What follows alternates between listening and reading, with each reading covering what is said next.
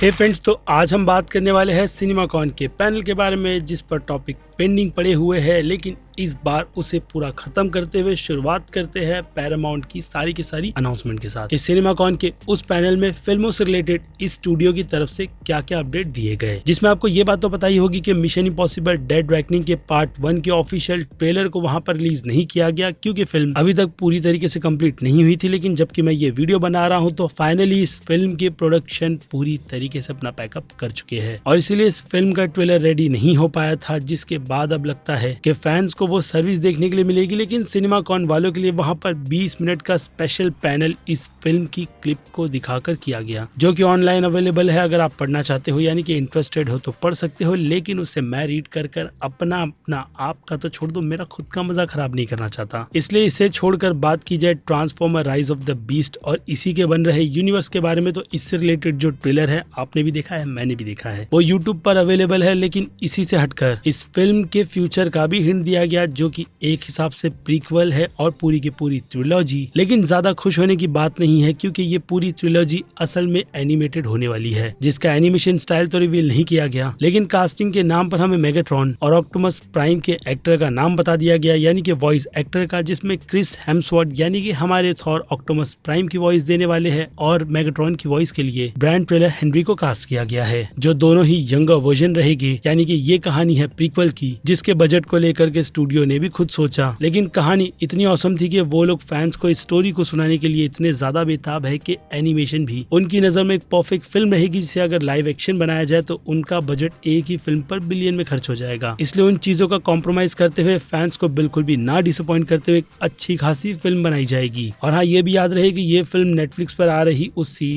Series ही है, जिससे इसका कोई भी कनेक्शन नहीं होगा, क्योंकि अभी जो मैंने आपको बताई है कि प्रीक्वल के नाम पर हमें ये स्टोरी प्राइम और मेगाट्रॉन के बीच की दोस्ती के साथ साथ दुश्मनी कैसे हुई वो भी बताएगी, जिसके अब एनिमेशन के स्टाइल को अगर देखा जाए तो जिस तरीके से हॉलीवुड में एनिमेशन पर अब एक्सपेरिमेंट किए जा रहे हैं, तो उसमें ये फिल्म भी कहीं ना कहीं अपना स्टैंड तो रख लेगी, खास करके अगर ट्रिलॉजी की कंफर्मेशन फैंस को कर बताई जा रही है तो। बाकी राइज ऑफ द बीस्ट का शानदार ट्रेलर इस बात की भी कंफर्मेशन दे देता है कि पैरामाउंट वाले अपनी सोच के साथ इस पूरे यूनिवर्स को लेकर कितने ज्यादा सीरियस है। और फिर इससे हटकर बॉब मार्ली की ऑफिशियल बायोपिक की भी कंफर्मेशन कर दी गई वहां पर उसका ट्रेलर दिखाकर, जिसकी कोई डिटेल फिलहाल तो अवेलेबल नहीं है, लेकिन ये बात कंफर्म हो गई कि बॉब मार्ली पर एक बायोपिक बनी है, जो कि फैंस से लेकर हम लोगों के लिए काफी ज्यादा इंटरेस्टिंग रहेगी, जिन्हें बॉब मार्ली की लाइफ के बारे में बहुत कुछ जानना है। बाकी बात करें बॉब मार्ली के लीड एक्टर के रोल की, तो ये क्रेडिट किंग्सली को जाता है, जो इस कैरेक्टर का यानी कि लेजेंड का रोल प्ले करने वाले हैं। और ऐसी ही प्रेजेंटेशन पॉ पेट्रोल जैसी एनिमेटेड फिल्म को भी दिया गया है, जिसका पहला पार्ट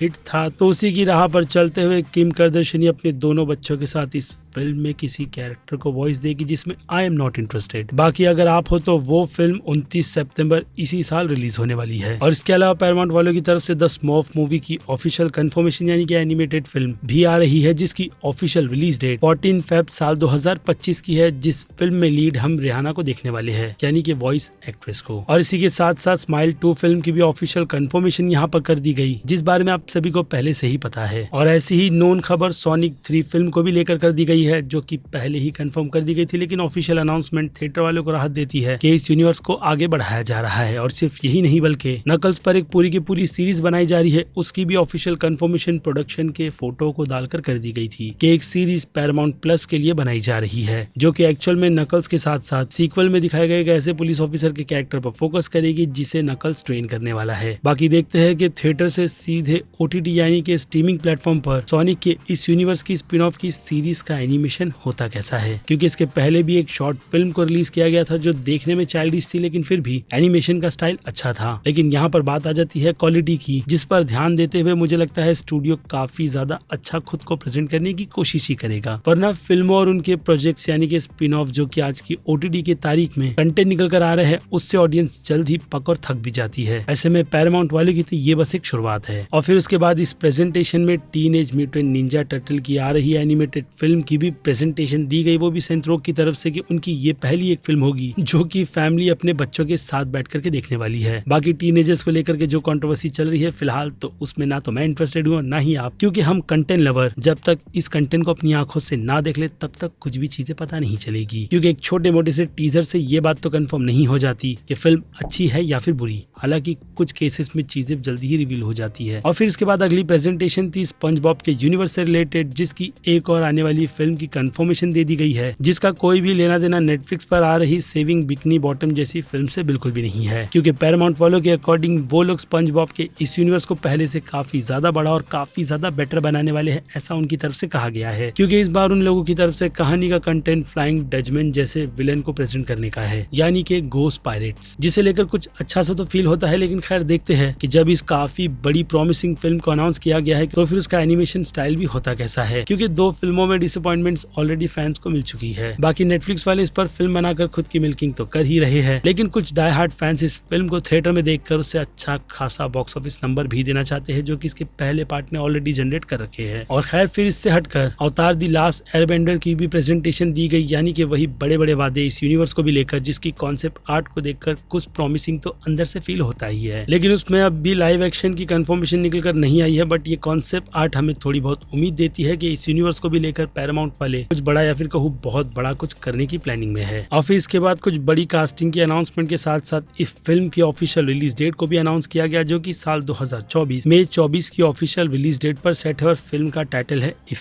जिस नाम को सुनकर आप और मैं दोनों ही कंफ्यूज हो जाते हैं। लेकिन फिर इसकी जो कहानी की प्रेजेंटेशन है उससे हमें कुछ क्लियर होता है कि एक लड़की जिसे सारे के सारे इमेजिनरी फ्रेंड्स दिखते हैं, जिन सभी इमेजिनरी फ्रेंड्स को लोग डम करके अपनी लाइफ में आगे बढ़ चुके हैं यानी ग्रोन अप, उन सभी की लाइफ में इन फ्रेंड्स को पीछे अबेंडन करने का है। जिससे वो लड़की किस तरीके से डील करेगी उसका तो मुझे नहीं पता, लेकिन आपको भी कुछ फॉस्टर जैसे कार्टून का भी याद आ रहा होगा, जिसमें इमेजिनरी फ्रेंड्स को लेकर सिचुएशन कुछ इसी तरीके की थी। लेकिन इसे बना रहे हैं जॉन स्कारन्स्की, जो कि एनिमेटेड नहीं बल्कि लाइव एक्शन होगी। और इस फिल्म में हम उन इमेजिनरी क्रिएचर्स की वॉइस में रियान रेनॉल्ड्स और बाकी के नाम आपको स्क्रीन पर दिख रहे होंगे। और इसके अलावा इस फिल्म में क्रिएचर्स पिक्सर फिल्म्स की तरह भी होने वाले हैं, जिनसे शायद आपको आइडिया हो जाए कि इस प्रोजेक्ट को किस तरीके की ड्रीम के साथ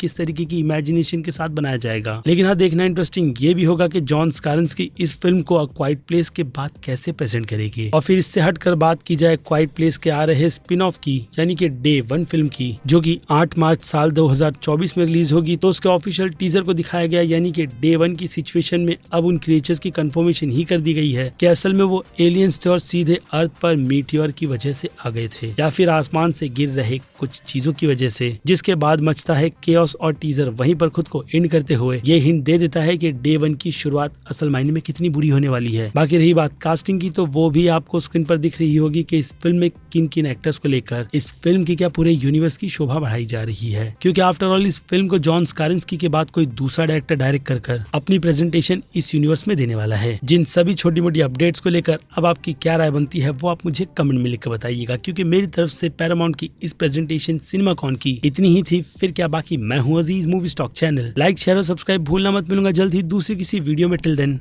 बाय।